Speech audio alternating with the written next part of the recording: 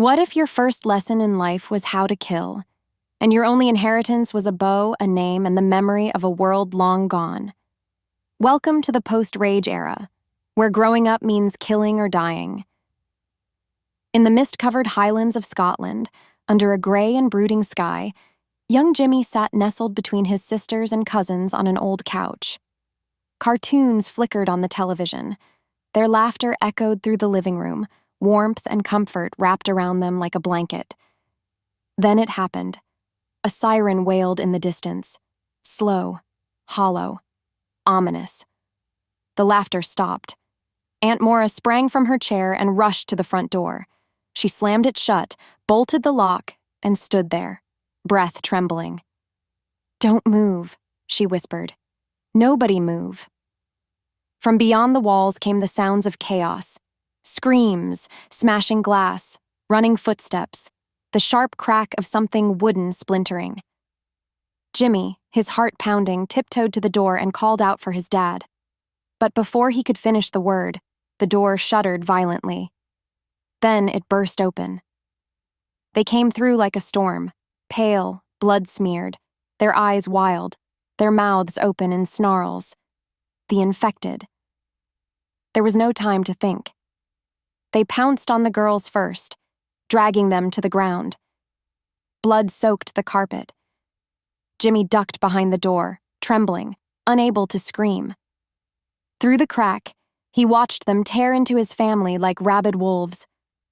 He broke. He ran. Down the hallway. Past his mother's screams. Past the sight of his aunt being dragged across the floor, heels scraping. He burst out the back door, into the cold night air.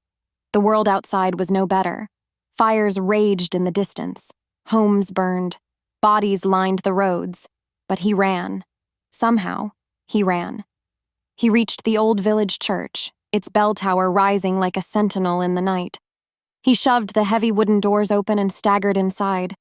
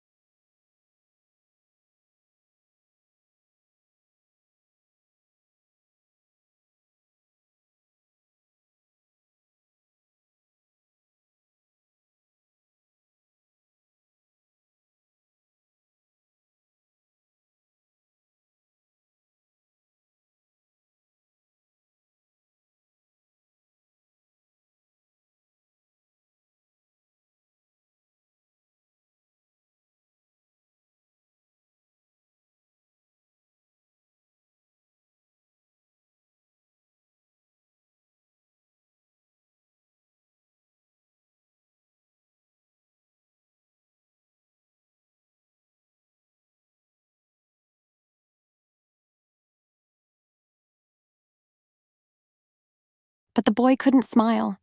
He saw no glory in the blood, no triumph in the screams. He walked outside and saw Jaime with another woman. His heart broke. he returned home. Isla slept. Sam watched over her. There was a fire on the mainland, Spike whispered. Sam says it was Kelson. Why won't you talk about him? The next day, Isla cried in pain. Spike begged Jaime to find Kelson. No, Jaime said. He's insane. Years ago, we found him among corpses, burning them, waving at us. They argued. Jaime slapped Spike. Instant regret. Spike pulled a knife. Jaime let him keep it. That night, Spike lit the barn on fire. The village ran to save it, and he took his mother and left. They traveled through forest and field, found an old house. Spike tried to stay awake, but exhaustion won. Sharper, he killed infected with ease. Then, he heard a voice. Not bad. It was Jimmy, older, hardened, wearing a golden cross. He had a team. Together, they fought. Arrows, knives, fire, the infected fell. Jimmy grinned. We make a good team, he said. Stick with us. Spike nodded. And the story continued.